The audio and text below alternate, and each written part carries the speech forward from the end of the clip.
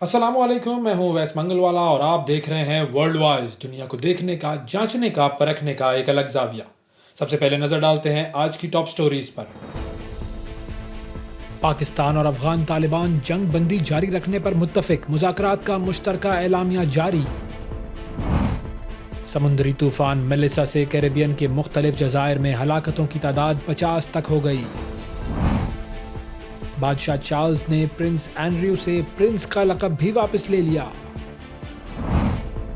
अमरीकी सदर Donald Trump ने चीन पर आए टैरिफ को 10% कम करने का ऐलान कर दिया। और अक़वाम मुत्तहिदा से ताल्लुक़ रखने वाले 60 से ज़ायद ममालिक ने साइबर क्राइम ग्लोबल एग्रीमेंट पर दस्तखत कर दिए।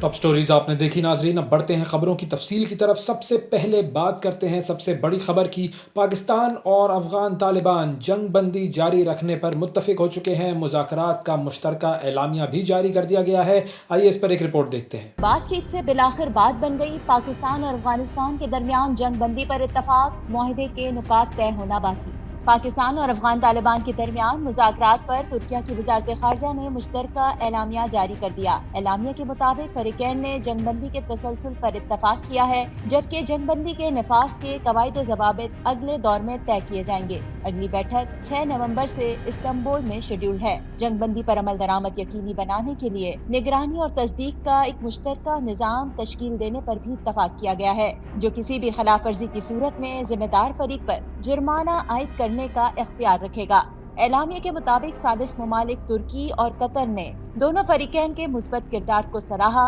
और कहा कि वो खत्ते में अमन व इस्तेहकाम के लिए अपने ताउन को जारी रखेंगे।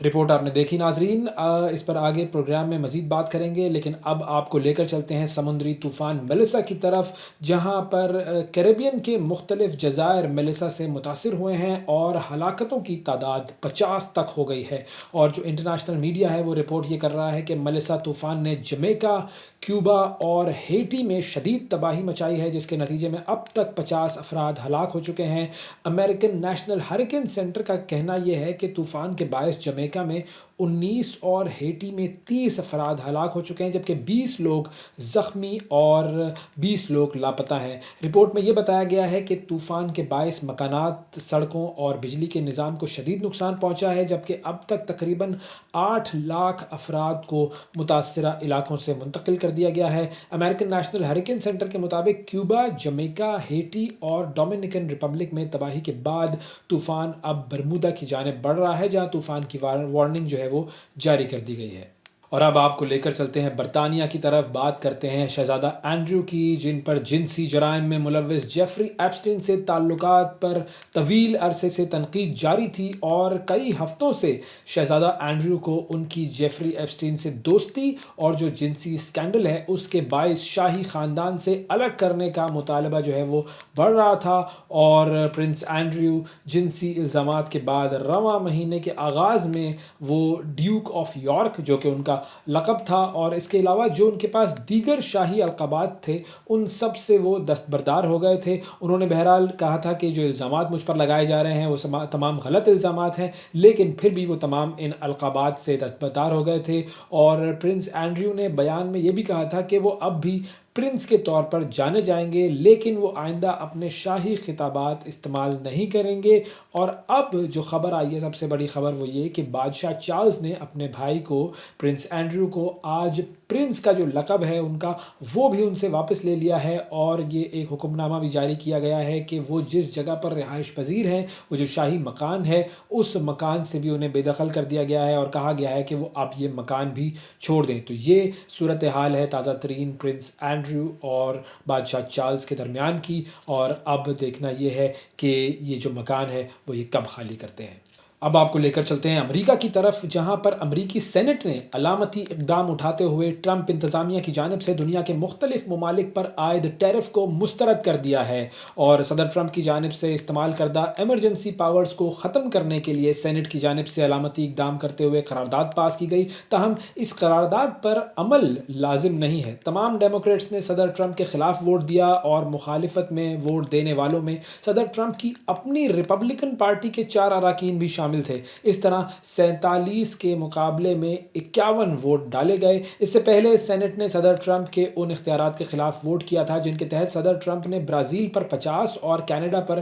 35% ٹیرف عائد کیا تھا، اور اب یہ ایک مرتبہ پھر یہ ووٹنگ سامنے آئی ہے جس میں ان کے فیصلوں کے بارے میں کہا یہ جا رہا ہے کہ یہ تمام غلط فیصلے ہیں۔ لیکن ظاہر ہے ڈونلڈ ٹرمپ اپنے فیصلوں کو واپس نہیں لیتے اور پھر عدالتیں سامنے آتی ہیں، اور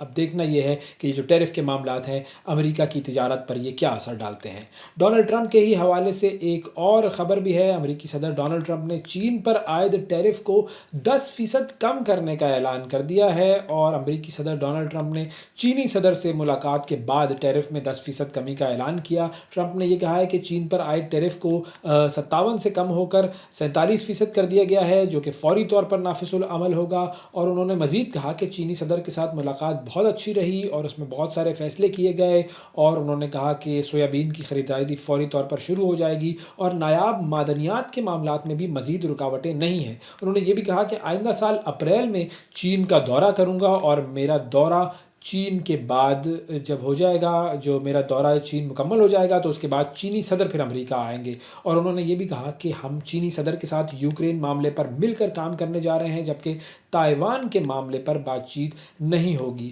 اچھا، اس کے علاوہ انہوں نے ایک اور بڑا اعلان یہ بھی کیا کہ دیگر ممالک ایٹمی تجربے کر رہے ہیں تو امریکہ کے لیے بھی مناسب ہے کہ وہ یہ تجربے بحال کرے، اور اس کے لیے نیوکلیئر ٹیسٹنگ سائٹس کا تعین بعد میں کیا جائے گا۔ تو اب امریکہ جو ہے وہ بھی نیوکلیئر ٹیسٹنگ جو ہے وہ دوبارہ سے شروع کر دے گا۔ آگے بڑھتے ہیں جی، اور اب بات کرتے ہیں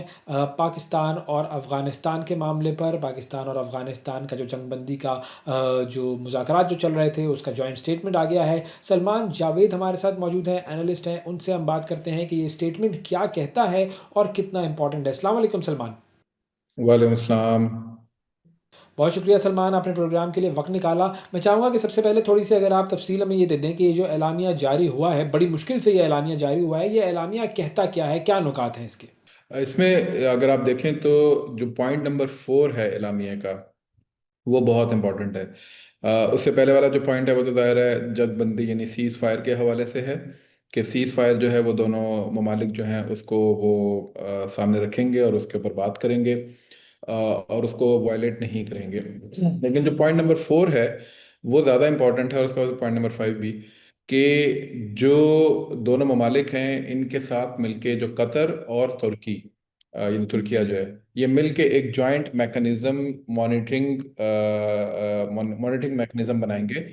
اور اس پہ وہ بیسیکلی دونوں ممالک کے جو معاملات ہیں، یعنی ایک سائڈ سے دوسری سائڈ پہ آنے کا جو پاکستان کہتا ہے جی کہ انفلٹریشن ہوتی ہے، ٹیررسٹ پہ ادھر گراؤنڈز پہ موجود ہیں ٹی ٹی پی کے یا بی ایل اے کے،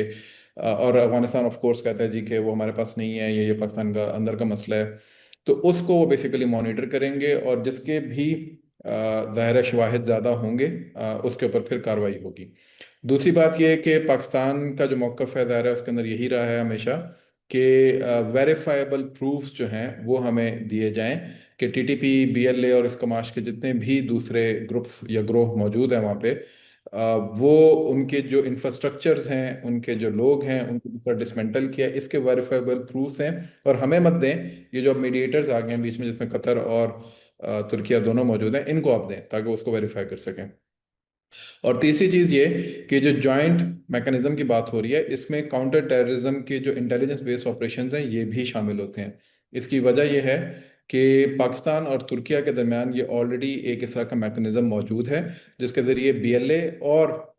جو یہ آئی ایس کے پی ہے یعنی داعش خوراسان، اس کے خلاف دونوں ممالک نے مل کے کافی آپریشنز کیے ہیں۔ تو وہی جوائنٹ میکنزم جو ہے وہ یہاں پہ بھی لانا چاہ رہے ہیں، کہ اگر اس طرح کے کوئی عناصر موجود ہیں جو کہ پاکستان سے سلپ ہو کے، اگر لیٹس سے ہم افغانستان کی بات مان بھی لیتے ہیں کہ وہاں پہ وہ لوگ موجود نہیں ہیں، لیکن وہ کم ہاؤ وہ سلپ ہو کے وہاں پہنچ جاتے ہیں، اور اس کے بعد وہ وہاں پہ کوئی پناہ حاصل کر لیتے ہیں کچھ لوکل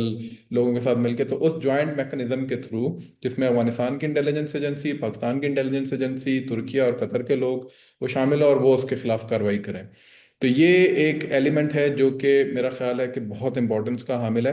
اس کے اوپر اس کی امپلیمنٹیشن اب کیسے ہوگی، اس کو گراؤنڈ پہ کیسے لایا جائے گا، اس کے کانٹورز کیا ہوں گے، ظاہر ہے اس پہ اب 6 نومبر کو بات ہوگی۔ اچھا، اب اس اعلامیے کو جاری ہونے میں بڑا وقت لگا، کئی مرتبہ ہمیں لگا کہ مذاکرات جو ہیں وہ ختم ہو جائیں گے، کچھ نہیں ہو پائے گا، تو یہ ایشو کیا آ رہا تھا؟ کیوں اس میں اتنا زیادہ وقت لگ رہا تھا؟ پرابلم کیا آ رہی تھی؟ بالکل ایسی ہی بات ہے بیسیکلی انہوں نے جو اپنا ڈیلیگیشن بھیجا تھا وہ بہت زیادہ کالز اس کی طرف سے جاری تھی، یعنی جیسا ہوتا ہے نا آپ نیگوسیشن ٹیبل پہ بیٹھے ہوئے ہیں اور آپ اٹھ کے بار بار باہر جا رہے ہیں، تو اس میں تین گروپس افغانستان کے اندر پاور گروپس جو ہیں وہ ایمرج ہوئے ہیں۔ نمبر ایک کابل گروپ ہے جو کہ ملا برادر جس کو لیڈ کرتے ہیں، دوسرا جو ہے وہ خوست گروپ ہے جس کو حقانی نیٹ ورک لیڈ کرتا ہے، اور تیسرا جو ہے وہ کندہار گروپ ہے جس کو ہیبت اللہ خونزادہ کرتے ہیں۔ اب اپیرنٹلی یہ تمام جو افغان طالبان ہیں یہ کہتے ہیں جی کہ وہ ہیبت اللہ خونزادہ کو اپنا امیر مانتے ہیں، لیکن ابھی اس ساری نیگوسیشن پروسیس کے تھرو ایک بات کھل کے سامنے آئی کہ ان کے اپنے اندر اس طرح کی بہت ساری دراڑیں موجود ہیں اور ہر کوئی اپنے اپنے انٹرسٹ کو پرسو کرنا چاہ رہا ہے۔ اس کی وجہ سے ایک تو بہت زیادہ تاخیر ہوئی ڈیسیژن میکنگ کے اندر۔ دوسرا، جب آپ کسی ڈیلیگیشن کو بھیجتے ہیں تو اس کو دو چیزوں کے ساتھ بھیجتے ہیں، ایک وہ اپنا ہوم ورک کر کے آتا ہے کہ بھائی جو اگلا پارٹی آ رہی ہے اس کے کنسرنس کیا ہیں، ایشوز کیا ہیں، میرے کنسرنس کیا ہیں، اس پہ ہم نے بات کیا کرنی ہے۔ تو وہ بہت زیادہ لیکنگ نظر آئی کیپیسٹی کی ان کے ڈیلیگیشن کے اندر۔ اور دوسری چیز جو آپ کر کے جاتے ہیں وہ اتھارٹی لے کے جاتے ہیں کہ جی کہ ہم بار بار پیچھے نہیں جائیں گے، ہم جو ہے بہت بہت کوئی بڑا اسٹریٹجک ڈیسیجن لینا تو شاید آپ کو کنسلٹ کریں گے، ادروائز آپ ہمیں اتھارٹی دیں کہ ہم وہاں پہ کچھ نیگوزیشنز کر کے آئیں۔ تو یہ دونوں چیزیں لیک کر رہی تھیں ان کے اینڈ کے اوپر، جس کی وجہ سے وہ کوئی بھی ایگریمنٹ پایا تکمیل تک پہنچنے میں اتنا وقت لگا۔ سو مچ سو کہ پھر پاکستان کو ظاہر ہے اس نیگوسیشن سے پیچھے ہٹنا پڑا۔ پاکستان نے پھر کل یہ بات کہی جی کہ ہم واپس پاکستان جا رہے ہیں، فلائٹس بک ہو چکی تھیں، لیکن اس کے باوجود پھر ترکیہ نے بیچ میں پڑ کے اس کو دوبارہ مسئلے کو ریزالو کروایا، اور میرا خیال ہے کچھ ان کو بھی سینس دی کہ ایگریمنٹس وربلی نہیں ہوتے، ایگریمنٹس ریٹن ہوتے ہیں، تو آپ کو ریٹن شیورٹی دینی پڑے گی، جیسے پاکستان آپ کو ریٹن شیورٹیز دے گا کچھ چیزوں پہ، اس طرح آپ کو بھی دینی پڑیں گی۔ تو ون ون سچویشن جو ہے وہ ظاہر ہے لے کر آنی تھی، تو اس میں پھر یہ اتنا ٹائم لگ گیا اس وجہ سے۔ اچھا، اب اس میں ایک اور چیز بھی ہوتی ہے نا کہ یا تو افغان جو نیگوشیٹرز تھے وہ بات کو سمجھ نہیں رہے تھے،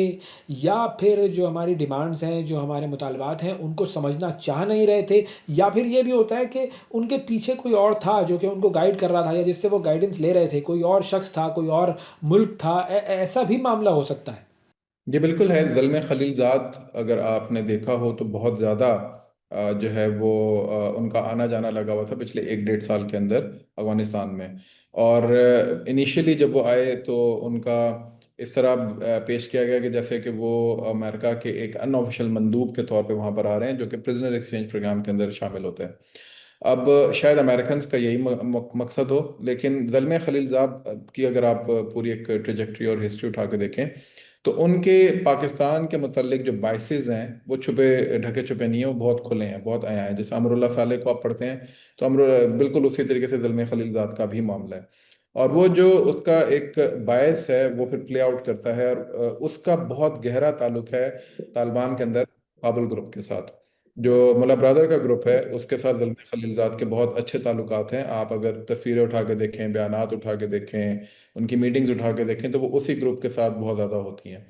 اور انہی کی طرف سے پھر آپ دیکھتے ہیں کہ ان نیگوسیشنز میں بھی ڈیلے آ رہا ہوتا ہے، اور بار بار اس چیز کے اوپر یعنی پاکستان کو یہ مجبور کیا جا رہا ہوتا ہے کہ بھئی ہم ٹی ٹی پی اور بی ایل اے کے معاملے کے اوپر آپ سے بات نہیں کرنا چاہتے، اس کے آپ صرف وربل ہم سے لے لیں۔ ظاہر ہے پاکستان اس بار اس چیز کو سمجھ کے گیا تھا، اپنا ہوم ورک کر کے گیا تھا کہ اس ایک پوائنٹ کے اوپر ہم لوگ بالکل بھی بچ نہیں کریں گے، اور اسی وجہ سے آپ دیکھتے ہیں کہ زلمے خلیل زاد کی اگر آپ اسی دوران کی ساری ٹویٹس اٹھا کے دیکھیں تو وہ بہت زیادہ جسے کہتے ہیں نا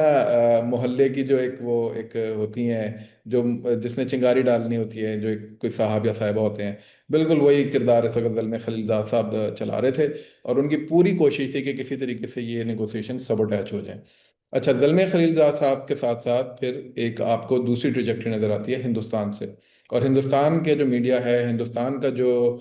سوشل میڈیا ہے جو کہ بی جے پی کا آئی ٹی سیل چلاتا ہے، بین ہی وہی نیریٹو آپ کو نظر آتا تھا جو جی ڈی آئی کے یعنی افغان انٹیلیجنس کے جو اکاؤنٹس چل رہے ہیں سوشل میڈیا پہ،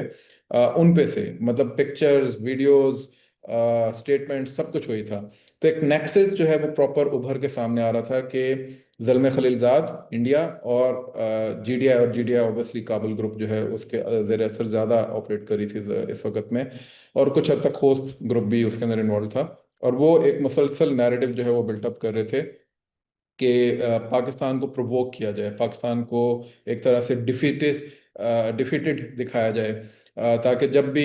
نیگوسیشنز ہونے جائیں تو یا تو وہ ہو نہیں، ظاہر ہے پھر ہمارے پالیسی میکرز پہ اس کا اثر پڑتا ہے اس سارے نیریٹو کا، اور اگر ہو بھی جائیں تو پاکستان جو ہے اس کے اوپر پرووک ہو کے کوئی نہ کوئی ریاکشن دے، لیکن الحمدللہ وہ تمام چیزیں جو ہیں وہ پانی وہ والا پل کے نیچے سے گزر گیا، اور کل ایک پیس ڈیل جو ہے وہ ریلیٹو پیس ڈیل جو ہے وہ ہو گئی۔ اچھا، ہمارا وفد جو ہے وہ تو پھر واپس آنے والا تھا، کیونکہ ظاہر ہے جب بات بن نہیں رہی تھی اور افغان وفد کسی بات کو ماننے کو تیار نہیں تھا تو ہمارا وفد واپس آ رہا تھا۔ پھر یہ ایشو کس کے کہنے پر سالو ہوا؟ کس ملک کا اس میں کردار تھا؟ کس پرسنالٹی کا اس میں اہم ترین کردار تھا؟ ترکیہ کا کردار ہے اس کے اندر۔ ترکیہ جو ہے ان کے جو انٹیلیجنس کے چیف ہیں ابراہیم کالن، وہ اس وقت ایک ماسٹر نیگوشیٹر کے طور پہ خطے کے اندر ابھر رہے ہیں۔ انہوں نے پہلے سیریا کے اندر اپنا کردار ادا کیا، اس کے علاوہ اور بھی 2-3 معاملات کے اوپر، کردستان والا جو ان کا ایشو ہے وہ بھی انہوں نے اسی طریقے سے ریزالو کیا ہے، کردوں کے ساتھ جو ان کا ایشو ہے۔ اسی طریقے سے ابھی اس والے نیگوسیشن کے اندر بھی انہوں نے یہ جو جوائنٹ میکنزم والی میں نے آپ کو بات بتائی ہے، یہ بھی ایک طرح سے ان کا ایک سورنگ پوائنٹ تھا کہ this should be there in the agreement, اور پاکستان بھی ظاہر ہے یہی چاہ رہا تھا۔ تو ترکیہ کا اس میں بہت میں سمجھتا ہوں کہ ایک بہت پازیٹیو کردار جو ہے وہ سامنے آیا ہے اس پورے مسئلے کو، تصفیے کو حل کرنے کے حوالے سے۔ ترکیہ on the other hand were more serious کہ یار ان نیگوشیشنز کے اندر ون ون سچویشن نکلنی چاہیے، تو اسی کے میرا خیال ہے کہنے کے اوپر انہوں نے آپ دیکھیں دوحہ کا ایک جو نیگوسیشن ہے وہ 2 دن کے اندر ختم ہو گئی، اور ایک اعلامیہ جاری ہوا جس کے اندر خود قطر کے فورن آفس نے بعد میں کچھ ترمیم بھی کی افغانستان کے پریشر میں آ کے، تو یہ بڑا ایک عجیب سی بات تھی۔ تو اس کے بعد آپ ترکیہ کا کنڈکٹ دیکھیں کہ انہوں نے وہاں سے آنے نہیں دیا دونوں پارٹیز کو، اور انہوں نے کہا جب تک آپ یہ نیگوسیشن کر نہیں لیتے جائیں مت۔ تو میرا خیال ہے کہ ترکیہ کو اس پہ بہت زیادہ اپریسیشن بنتی ہے اس حوالے سے۔ اچھا، اب یہ جو مانیٹرنگ اور جو تصدیقی نظام ہے، یہ نظام جو ہے یہ کیا ہوگا، کیا کرے گا؟ ظاہر ہے اس کے مکمل خد و خال تو آگے جا کر سامنے آئیں گے، لیکن ابھی تک بیسک بات کیا ہوئی ہے کہ یہ نظام کیا ہوگا، اس کے تحت کیا کام کیا جائے گا؟ دیکھیں اس میں ظاہر ہے آپ کے آبزرویٹری کمیٹیز ہوتی ہیں، اس کے پھر گراؤنڈ کے اوپر آپریشنز ہوتے ہیں،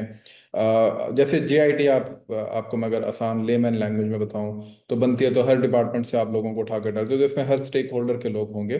اور اس میں ظاہر ہے سب سے بڑا کردار انٹیلیجنس کمیونٹی کا ہوگا۔ تو انٹیلیجنس کمیونٹی کیا کرتی ہے، وہ کیا انفارمیشن گیدر کرتی ہے، وہ کیا آبزرویشنس کرتی ہے، پھر ظاہر ہے وہ پیچھے بھیجے گی جو اوپر ڈپلومیٹس بیٹھے ہوتے ہیں، جو بیوروکریٹس بیٹھے ہوتے ہیں، وہ اس کو پروسیس کریں گے، اور پھر جب یہ 2 لیئرز میں سے نکل آئے گی تو پھر یہ پالیسی میکرز کی طرف چلی جاتی ہے، جس میں لیجسلیٹرز ہوتے ہیں دونوں ممالک کے، جو ظاہر ہے اس سائڈ سے افغانستان کے ہوں گے، اس سائڈ سے پاکستان کے ہوں گے، اور پھر اس کے ساتھ ساتھ ہمارے یہ جو ترکیہ اور قطر کے لوگ ہیں یہ بھی موجود ہوں گے۔ تو یہ ایک لیئر وائز ایلیمنٹ جو ہے وہ سامنے آئے گا، اور اس کے تھرو پروسیس ہو کے جب انفارمیشن پاس آن ہوگی تو اس کے بعد پھر اس پہ ڈیسیژن میکنگ ہوگی۔ اس پہ یہ بھی بات ہوئی ہے کہ پینلٹی ڈالی جائے گی اگر کسی ایک نے بھی معاہدے کے جو بھی معاملات طے ہوں گے 6 نومبر کے بعد، اور ایون 6 نومبر تک بھی اس سے اگر انحراف کیا، اس کو وائلیٹ کیا، تو اس کے اوپر پینلٹی لاگو ہوگی۔ اب پینلٹی کا ورڈ جوائنٹ کمیونیکیشن کے اندر آنا یہ بذات خود ایک بہت بڑی بات ہے، اور اس کا مطلب یہ ہے کہ اس کے اوپر ایک باقاعدہ ریٹن ایگریمنٹ ہو گیا، تبھی انہوں نے یہ بات اس اعلامیہ کے اندر ڈالی ہے۔ تو penalty can be anything, it can be a sanction, it can be something else, یہ کوئی اکنامک کوئرجن ہو سکتی ہے، کوئی ریفیوجیز کے حوالے سے مسئلہ ہو سکتا ہے، کوئی اور بات ہو سکتی ہے۔ اب قطر کے ساتھ طالبان کے ڈیفنس پیکٹس ہیں، تو پینلٹی اس سائڈ پہ بھی جا سکتی ہے، اور بہت سارے معاملات ہیں، تو وہ تو پینلٹی پھر وہ ڈیفائن کی جا سکتی ہے کہ جرم کس نوعیت کے ہے، تو اس حساب سے سزا کیا دی جائے۔ اور فائنلی میں یہ جاننا چاہوں گا کہ جو ٹی ٹی پی ہے اس کی پریزنس کو کیا مانا بھی گیا ہے افغان وفد کی طرف سے؟ اور مثال کے طور پر اگر ٹی ٹی پی کچھ کرتی ہے اس عرصے میں 6 نومبر سے پہلے، تو پھر کیا ہوگا اگر کوئی جو ہے وہ اٹیک کیا جاتا ہے ان کی طرف سے، پاکستانی جو ہمارا جو بارڈر ہے اس کو وائلیٹ کیا جاتا ہے، یا کسی قسم کا دہشت گردی کا کوئی حملہ کیا جاتا ہے ان کی طرف سے، تو پھر کیا ہوگا؟ جی جی بالکل، دیکھیں نا میں نے پہلے ہی کہا کہ جو یہ بات کہنا کہ کوئی ایسا واقعہ یا کوئی ایسی کارروائی یا کوئی ایسی حرکت نہ ہو جو کہ دونوں ممالک ایک دوسرے کو نقصان پہنچانے کے لیے کریں۔ تو ظاہر ہے اس کے اندر یہ ساری ڈیٹیلز آ جاتی ہیں، ٹی ٹی پی والی بھی، بی ایل اے والے بھی، ان کا انفراسٹرکچر بھی، جو پاکستان کا موقف تھا کہ آپ ہمیں ویریفائیبل پروفس دیں کہ آپ ان کا انفراسٹرکچر تباہ کر رہے ہیں، اس کو ختم کر رہے ہیں، ڈسمنٹل کر رہے ہیں، ان کے لوگوں کو آپ ڈسارم کر رہے ہیں، ان کی جو ٹاپ براس ہے اس کو آپ اپنے پاس رکھنا چاہتے ہیں، ریگولرائز کرنا چاہتے ہیں، مین اسٹریم کرنا چاہتے ہیں، اٹس یور ہیڈ، ادروائز آپ ان کو ہمارے پاس بھیجیں ڈسارم کر کے۔ تو یہ تمام وہ چیزیں ہیں جو کہ ظاہر ہے اس کا کہیں نہ کہیں جا کے وہ جو پرنسپل لیول میٹنگ ہونی ہے 6 نومبر میں، اس میں کہیں نہ کہیں ڈیسیجنس پھر یہ لیے جائیں گے کہ ان کو اب کیسے کرنا ہے۔ دوسری بات یہ ہے کہ اب پاکستان کے اندر اگر کوئی حملہ ہوتا ہے تو ظاہر ہے انگلیاں پھر سے اٹھیں گی دو، اس میں اب ٹرکی سچویشن یہ آ جاتی ہے کہ پاکستان کے اندر سے ہی کچھ لوگ اٹھ کے پلان کر کے اگر کر دیتے، کیونکہ سلیپنگ سیلس ان کے یہاں پہ موجود ہیں، تو اس وقت پاکستان کیا کرے گا؟ کیا اس وقت بھی وہ افغانستان کے اوپر انگلی رکھے گا؟ تو بالکل، کیونکہ ابھی بھی جو ان کی ٹاپ براس اور لیڈرشپ ہے یہ افغانستان کے اندر موجود ہے، تو کوئی بھی ایکٹیویٹی پاکستان کے اندر ہوتی ہے تو ظاہر ہے اس کی پلاننگ، اس کی ساری معاملات، اس کے فائنینشیل ایڈ، سب کچھ جو ہے وہ افغانستان کے اندر بیٹھے ہوئے لوگوں کے پاس ہے۔ تو طالبان کو یہ انشور کرنا ہوگا کہ جو ان کی ٹاپ براس ان کے پاس بیٹھی ہوئی ہے وہ کوئی اس طرح کی پلاننگ یا حرکت یا کوئی معاملہ نہ کریں جس سے یہاں کے جو لوگ ہیں وہ پاکستان کے اندر کوئی بڑی کارروائی یا کوئی بڑا ایلیمنٹ جو ہے وہ لے کریں۔ چھوٹے موٹے جو واقعات اور مسئلے ہو رہے ہیں ظاہر ہے وہ پھر پاکستان نے اپنے انٹیلیجنس بیس آپریشنز کے تھرو ان کو اس نیٹ ورک کو ڈسمنٹل کرنا ہوگا اور اس کو ختم کرنا ہوگا۔ لیکن کوئی بھی بڑی ایکٹیویٹی ہوتی ہے جس کے اندر پلاننگ انوالو ہوتی ہے، جس کے اندر انسٹرکشنز انوالو ہوتی ہیں، جس کے اندر ایک ویژن نظر آ رہا ہوتا ہے کہ یہ بات آگے کہاں جائے گی،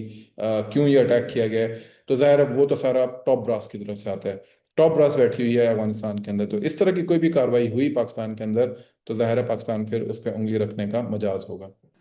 بہت شکریہ ادا کریں گے، سلمان جاوید ہمارے ساتھ موجود تھے، اینالسٹ، اور بات ہو رہی تھی پاکستان اور افغانستان کے درمیان جو مذاکرات جاری تھے، اور اب ان مذاکرات میں ایک اہم موڑ آیا ہے کہ جنگ بندی پر رضامند ہو گئے ہیں دونوں ممالک، اور اعلامیہ بھی جاری کر دیا گیا ہے۔ اب آگے دیکھنا یہ ہے کہ اس کا جو سیکنڈ راؤنڈ ہوگا 6 نومبر کو، اس میں کیا ہوگا۔ اور اب بات کرتے ہیں کچھ سائبر کرائم کی۔ سائبر کرائم کے حوالے سے ایک بہت بڑی ڈیولپمنٹ ہوئی ہے۔ 60 سے زائد ایسے ممالک جو کہ یونائٹڈ نیشن کے ممبر ہیں، انہوں نے ایک گلوبل ایگریمنٹ سائن کیا ہے سائبر کرائم کے خلاف۔ اب یہ گلوبل ایگریمنٹ کیا ہے، کس طریقے سے یہ اس پر عمل درآمد ہوگا، اس حوالے سے ہم بات کریں گے۔ فہد ملک ہمارے ساتھ موجود ہیں جو کہ ٹیکنالوجی ایکسپرٹ ہیں، سوشل میڈیا ایکسپرٹ ہیں، اور حکومت پاکستان کی طرف سے انہیں تمغہ امتیاز بھی عطا کیا گیا ہے۔ السلام علیکم فہد۔ وعلیکم السلام، اویس بھائی کیا حال ہے؟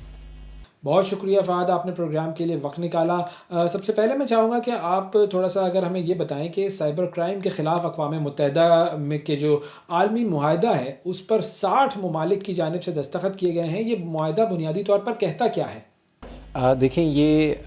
بنیادی طور پہ ایک گلوبل یونیفائڈ رسپانس ہے سائبر کرائم کے اگینسٹ ان 60 ممالک کی طرف سے جو اس معاہدے کا حصہ ہیں، اور اس معاہدے میں یہ چیز مینشن کی گئی ہے کہ پوری دنیا میں جہاں جہاں ان 60 ممالک میں جو اس کے سگنیٹری ہیں سائبر کرائم ہوگا تو وہ سارے ممالک مل کر اس کے لیے کام کریں گے اور اس کا یونیفائڈ رسپانس دیں گے۔ یعنی اگر ایک کرائم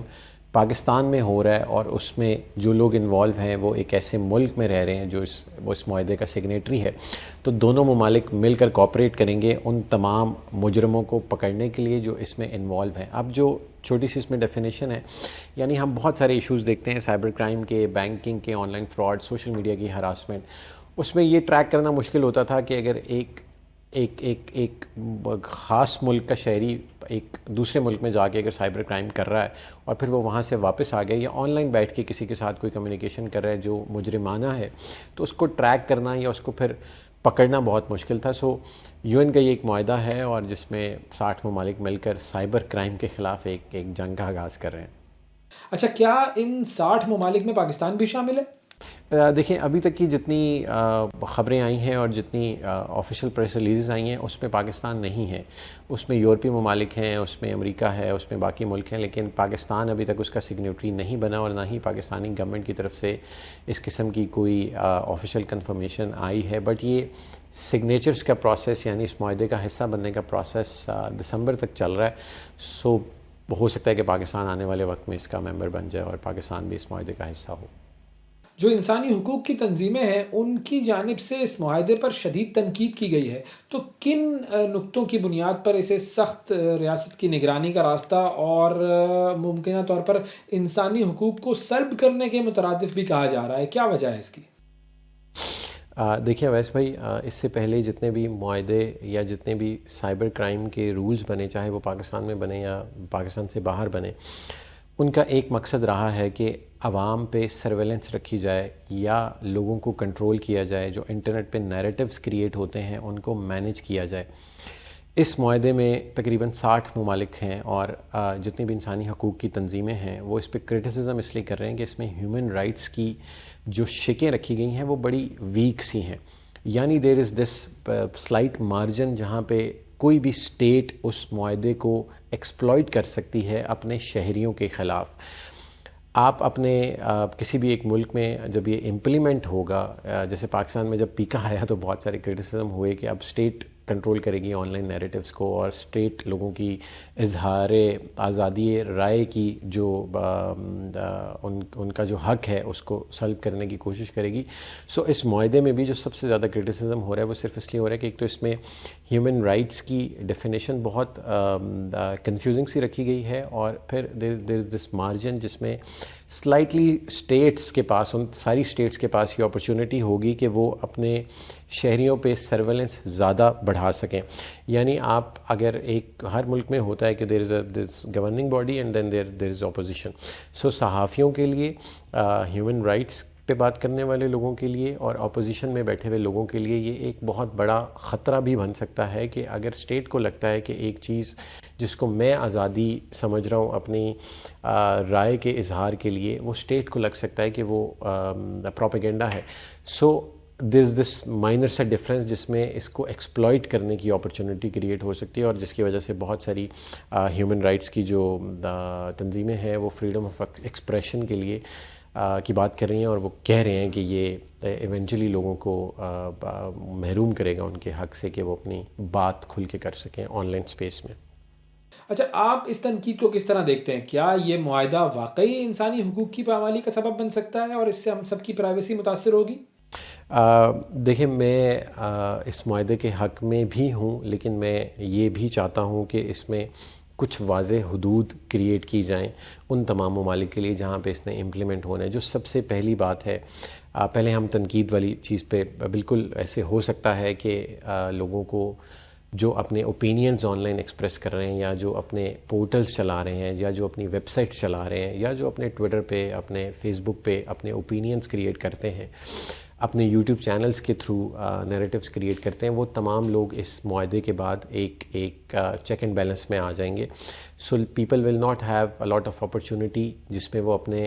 اپنی رائے آزادی کے ساتھ ایکسپریس کر سکیں۔ سو یہ اس کی ایک ڈیفینیشن کریٹ ہونی چاہیے کہ کیا وہ کون سے رولز ہیں جو اپلائی ہوں گے آن لائن انٹرنیٹ کریٹرز پہ، یا آن لائن جو لوگ اپنا اوپینین پیش کرتے ہیں۔ یہ میں بالکل اس حق میں ہوں کہ اس کے رولز کریٹ ہونی چاہیے، اور لوگوں کو اس معاہدے میں یہ چیز واضح ہونی چاہیے کہ کون سی چیز کس ڈومین میں فال کر رہی ہے۔ یہ تو ہے نیگیٹو پہلو جس پہ کرٹیسزم ہو رہا ہے۔ اب میں اس معاہدے کے حق میں اس لیے ہوں کہ سائبر کرائم ایک بہت وسیع اسپیس ہے جس میں سب سے زیادہ اسکیمز ہو رہے ہیں بٹ کوائن کی دنیا میں، جس میں انٹرنیٹ پہ رینسم مانگا جا رہا ہے، یعنی مجھے کوئی سافٹ ویئر، کوئی اپلیکیشن، کوئی فائل آتی ہے، میں وہ ڈاؤن لوڈ کرتا ہوں تو میرا پی سی ہیک ہو جاتا ہے، اور جب تک میں ایک ایکس اماؤنٹ نہیں پے کروں گا میرا پی سی نہیں کھلے گا۔ پھر بینکنگ فراڈز ہیں، اس کے بعد آن لائن لوگوں کے اکاؤنٹس ہیک ہو جاتے ہیں اور ان اکاؤنٹس کو واپس دینے کے لیے پیسے مانگے، مطلب آئی کین ٹیل یو ہزار سائبر کرائم کی ایگزامپلس۔ سو ان تمام مسائل کو روکنے کے لیے، جبکہ پلیٹ فارمز کی ریگولیشنز بھی اس طرح سے پاکستان میں پوری دنیا میں ہیں، لیکن پاکستان میں پھر تھوڑی سی کم ہے، بٹ اوور آل پوری دنیا میں بھی پلیٹ فارمز ان ریگولیشنز کو امپلیمنٹ کرنے کے لیے، سائبر کرائمز کو روکنے کے لیے کوئی خاص سٹیپس نہیں لے رہے۔ سو اس پوری سائبر سپیس کو ریگولیٹ کرنے کے لیے اور لوگوں پہ ایک چیک اینڈ بیلنس رکھنے کے لیے جس میں پروڈکٹیو یوز امپیکٹ نہ ہو، اور جو نیگیٹو استعمال کر رہے ہیں، ہیکرز کر رہے ہیں، لوگوں کو بلیک میل کر رہے ہیں، لوگوں کی تصاویر انٹرنیٹ پہ لیک ہو رہی ہیں، مطلب سب قسم کے کاموں کے لیے یہ ایک وہ پاکستانی زبان میں یہ ایک ڈنڈا ضروری ہے لوگوں کے سر پہ جس کے تھرو ان کو تھوڑا سا ریگولیٹ کیا جا سکے. سو میرے خیال میں جو بھی اس کے خدشات ہیں وہ بالکل اپنی جگہ بجا ہیں. اگر اس کی کوئی تھوڑی سی ڈیفینیشن کریٹ کر لی جائے کہ جس میں انسانی حقوق کی پامالی نہ ہو اور لوگوں کو ان کی آن لائن اسپیسز میں ہراس نہ کیا جائے, تو پھر میرے خیال میں یہ معاہدہ ایک بہترین سائبر کی دنیا میں اٹ کوڈ بی ریولوشنری. تو اگر اس معاہدے کے فوائد اور نقصانات کے توازن کو ہم بہتر بنانا چاہیں تو بہتر کس طرح بنایا جا سکتا ہے تاکہ کیونکہ ظاہر ہے جو پرائیویسی ہے, جو انسانی حقوق ہیں, ان کا تحفظ بھی یقینی ہو جائے اور اس معاہدے پر عمل درآمد بھی ہو؟ دیکھیں جو بھی اس میں ڈیفینیشنز ہیں اس معاہدے میں, چاہے وہ ڈیٹا پروٹیکشن کی ہیں, چاہے وہ آن لائن سرویلنس کی ہیں, چاہے وہ ہیومن رائٹس کی ہیں, ان کی ڈیفینیشن بہت واضح اور نیرو ہونی چاہیے. یعنی کہ کنفیوزنگ نہ ہو کہ کل کو کوئی چیز کسی اور ڈومین میں فال کر رہی تھی اور اس کو مینوپولیٹ کر کے کسی کو پکڑنے کے لیے یا کسی کو گرل کرنے کے لیے اس کو استعمال کر لیا جائے. سو سائبر کرائم کی کیا ڈیفینیشن ہے, ہیومن رائٹس کی کیا ڈیفینیشن ہے, فریڈم آف ایکسپریشن کی کیا ڈیفینیشن ہے, کون سی چیز فریڈم آف ایکسپریشن ہے, کون سی چیز پروپیگنڈا ہے, یہ تمام ڈیفینیشنز ان کو کلیئر کٹ اس میں مینشن کرنا چاہیے. ایک تو پہلی چیز تو یہ کہ اس کو بہتر بنانے کے لیے. دوسری چیز یہ ہے کہ اس وقت پوری دنیا ڈیٹا ریگولیشنز کی طرف جا رہی ہے, اے آئی کی بات ہو رہی ہے, لوگوں کی آئیڈینٹیٹیز کا تھیفٹ ہو رہا ہے, لوگوں کی آن لائن سپیس میں پروٹیکشن نہیں ہے. سو وہ تمام ڈیفینیشنز اس قانون میں مجھے نہیں نظر آئیں. سو ان کی ڈویژن اگر کر لی جائے کہ ایک عام عوام کو, ایک عام انڈیویجول جو انٹرنیٹ کا کنزیومر ہے, جو سوشل میڈیا کی اسپیس یوز کرتا ہے, اس کو کیا فائدہ ہے اس لاء کے امپلیمنٹ ہونے سے, اور اسٹیٹ کا کیا رول ہے, ابھی تک اس کی کوئی ڈیفینیشن نہیں ہے. سو باقی اس کی امپلیمنٹیشن کے لیے میرے خیال میں ہر ملک میں ایک آزاد عدالتی نظام متعارف ہونا چاہیے, ایک جوڈیشری کا ایک سسٹم ہونا چاہیے, چاہے پاکستان میں وہ NCCIA کرے, FIA کرے, PTA کرے, کوئی بھی ادارہ کر لے, بٹ اس کی امپلیمنٹیشن کے لیے ایک سیٹ آف رولز انٹروڈیوس ہونا چاہیے ہر ملک میں. ادروائز ہوگا یہ کہ میں نے ایک ٹویٹ کی ہوئی ہوگی آج سے 3 سال پہلے, اور اس لاء کے امپلیمنٹ ہونے کے بعد اسٹیٹ کو لگے گا کہ وہ یہ تو بڑی غلط بات تھی, اس کو تو پکڑ لو. سو جہاں دنیا ڈیجیٹل ہو رہی ہے وہاں پہ لوگوں کے فریڈم آف ایکسپریشن اور ان کی بات کا احترام, ان کی کریٹیک کا احترام, وہ بھی بہت ضروری ہے. اور میرے خیال میں اگر یہ 3-4 چیزیں اس میں ایڈ ہو جائیں تو this would be something that would create online spaces کو تھوڑا محفوظ اور بہتر. بہت شکریہ ادا کریں گے, فہد ملک صاحب ہمارے ساتھ موجود تھے اور بات ہو رہی تھی سائبر کرائم کے حوالے سے جس معاہدے پر 60 ممالک نے دستخط کیے ہیں اس کی. اور اب رخ کرتے ہیں جرمنی کا, جہاں کی حکومت نے حکم دیا تھا کہ برڈ فلو کی وجہ سے لاکھوں مرغیاں تلف کر دی جائیں. اب یہ معاملہ کیا ہے اس پر ہم بات کرتے ہیں. شاہد امیر ہمارے ساتھ موجود ہیں, ہمارے کورسپونڈنٹ جرمنی سے ہمیں جوائن کر رہے ہیں. جی شاہد, بتائیے گا کیا معاملہ ہے؟ جی بالکل, جیسا کہ آپ نے یہ بتایا ہے, برلین کا ایک نواحی علاقہ ہے جس میں تقریباً 1,30,000 پرندوں کو تلف کیا گیا ہے. یہ نواحی علاقہ برانڈنبرگ کا ایک ضلع مائرکش آرڈر لینڈ ہے. اس کی انتظامیہ نے یہ اعداد و شمار جو ہیں وہ پبلش کیے ہیں. اس کے مطابق 2 پولٹری فارم تھے جن میں تقریباً ایک پولٹری فارم میں 80,000 کے قریب بطخوں کو تلف کیا گیا ہے, اور ایک پولٹری فارم میں 30,000 یا 50,000 کے قریب مرغیاں جو برائلر مرغیاں ہوتی ہیں ان کو تلف کیا گیا ہے. یہ جرمنی میں ہر سال اس طرح کے واقعات ہوتے ہیں. 2021-22 میں بھی جو ہے برڈ فلو کے کیسز سامنے آئے تھے اور مرغیوں کو تلف کیا گیا تھا. اور آپ دیکھیں کہ 1,30,000 پرندوں کو تلف کرنے کا مطلب ہے کہ معاشی جو ہے اس کسانوں کو اور جو ملک کی معیشت ہے اس میں بھی اس سے اثر ڈالا ہے. کروڑوں کا نقصان ہوا ہے. جیسا کہ پچھلے سال جو ہے وہ 70 ملین یورو کا نقصان ہو گیا تھا برڈ فلو کے ذریعے سے. اور میں آپ کو یہ بھی بتاتا چلوں کہ یہ مسئلہ نہ صرف جرمنی کا ہے بلکہ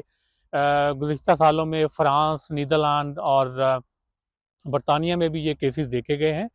تو جو یورپی فوڈ سیفٹی اتھارٹی ہے اس نے جو ہے اس کے متعلق بھی اقدامات اٹھائے ہیں اور اس کا سختی سے نوٹس لیا ہے کیونکہ پچھلے سالوں میں خاص کر 2020 اور 21 میں پورے یورپ کے اگر آپ اعداد و شمار کو دیکھیں تو 50 ملین کے قریب جو ہے وہ پرندوں کو تلف کر دیا گیا تھا. اور ورلڈ ہیلتھ آرگنائزیشن کے مطابق جو ہے وہ پوری دنیا میں اب تک تقریباً 900 کے قریب جو ہے وہ انسانوں میں برڈ فلو کے کیسز کو دیکھا گیا ہے، جن میں تقریباً نصف جو ہے وہ بہت زیادہ مہلک ثابت ہوئے تھے. خیر جرمنی کی اگر بات کریں تو جرمن اتھارٹی نے جو ہے ابھی تک کوئی ایسی وارننگ جاری نہیں کی جس سے انسانوں کی صحت کو خطرہ لاحق ہو. اسی وجہ سے جو ہے ان علاقوں میں مرغی کا گوشت اور انڈوں کی فروخت میں کوئی پابندی نہیں لگائی گئی. اس علاقے میں جو ہے ایک 3 کلومیٹر کا دائرہ بنا دیا گیا ہے. اس دائرے میں جو ہے اس علاقے میں جو کارڈن آف کیا گیا ہے ایک مخصوص طریقے کے ذریعے، وہاں پر پرندوں کے گوشت اور انڈوں کے کسی قسم کی فروخت پر پابندی عائد کی گئی ہے. خیر ابھی تک جو ہے وہ جرمنی میں کوئی برڈ فلو کا اس سال کوئی کیس سامنے نہیں آیا ہے. جرمنی کی طرف سے جو ہے وہ بڑا سخت، بلکہ میں کہوں گا کہ جو جرمن وزارت صحت ہے وہ ان چیزوں کو بڑی سختی سے دیکھتی ہے اور سخت اقدامات کرتی ہے. یہی وجہ ہے کہ اس سال یہ جو برڈ فلو کے کیسز آئے ہیں تو 1,30,000 پرندوں کو فوراً تلف کر دیا گیا ہے. بڑا سختی سے جو ہے وہ نوٹس لیا جاتا ہے تاکہ ان چیزوں کو پھیلنے سے روکا جائے. خیر یہ بھی انڈیا دیا جا رہا ہے کہ خیر پچھلے سالوں میں جو ہے وہ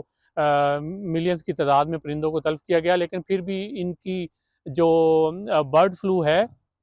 جس کو ایوین انفلوئنزا کہتے ہیں، اس وائرس کو